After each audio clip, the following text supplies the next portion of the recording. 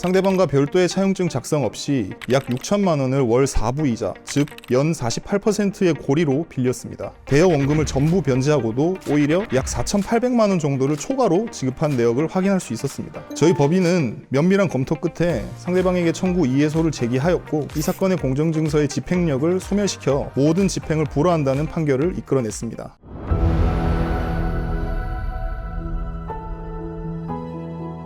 법정에서는 치열하게, 의뢰인에게는 친근하게. Frontier. 안녕하세요. 법무법인 프론티어의 공은택 변호사입니다.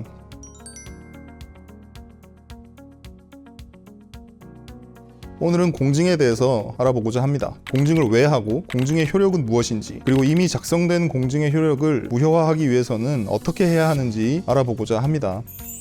공증이란 인가를 받은 공증인이 법에서 정한 절차에 따라 특정한 사실관계나 법률관계를 공적으로 증명해주는 것을 의미하는데요. 당사자 간에 작성한 합의서만으로는 증명력이 부족하다는 생각이 들 때 많이들 찾는 방법이 공증입니다. 공증을 통해 작성된 문서를 공정증서라고 부릅니다. 공증은 사실관계 등에 따라서 여러 유형으로 나뉘지만 오늘은 주로 작성하시는 차용증, 즉 금전소비대차 공정증서를 기준으로 말씀드리도록 하겠습니다. 만일 차용증을 공정증서로 작성하였는데 상대방이 돈을 갚지 않는 경우에는 무엇을 할 수 있을까요? 이 경우 공증을 받은 사무실에서 공정증서의 집행문을 발급받으면 상대방 계좌를 압류하는 등의 집행을 할 수 있습니다. 본래 집행이란 소송 등을 제기해서 법원에 판결문이 있어야 할 수 있는 것인데 별도의 소송 절차 없이 집행을 할 수 있다는 점에서 아주 편리하고 경제적인 방법인 것이죠. 반대로 말하면 공증을 잘못 작성하실 경우 곤란한 상황이 발생할 수도 있으니 공증을 하시기 전에는 법무법인 프론티어와 상의 후 진행하시기를 권해드립니다.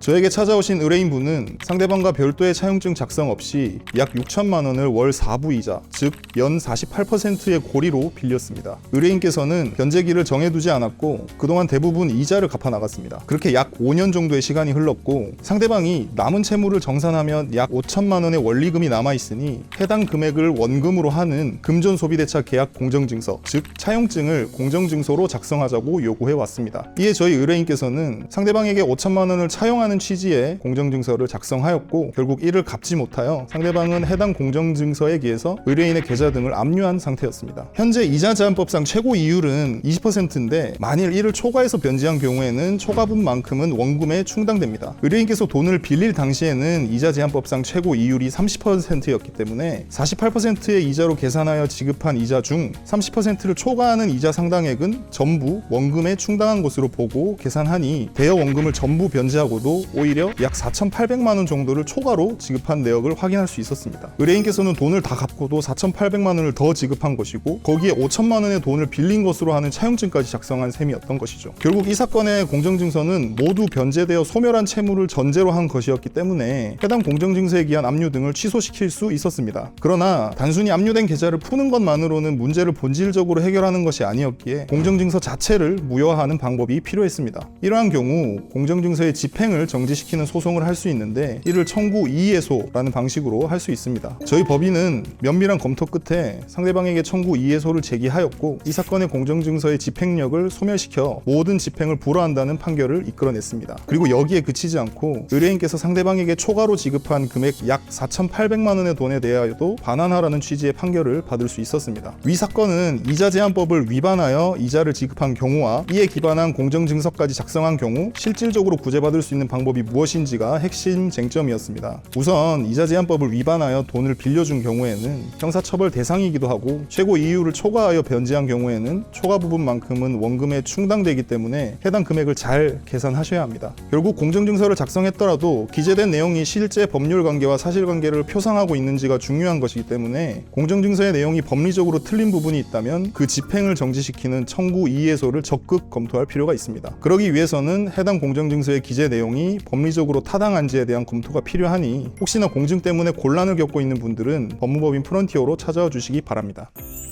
오늘은 공증의 일반 효력과 이자제한법을 위반한 금전관계를 원인으로 하여 작성된 공증의 집행을 정지시키는 방법을 알아봤습니다. 혹시나 잘못 작성한 공증으로 인해 고통받고 있는 분들이 계시다면 주저 말고 법무법인 프론티어로 찾아와 주세요. 법정에서는 치열하게, 의뢰인에게는 친근하게. 지금까지 법무법인 프론티어의 공은택 변호사였습니다. 감사합니다.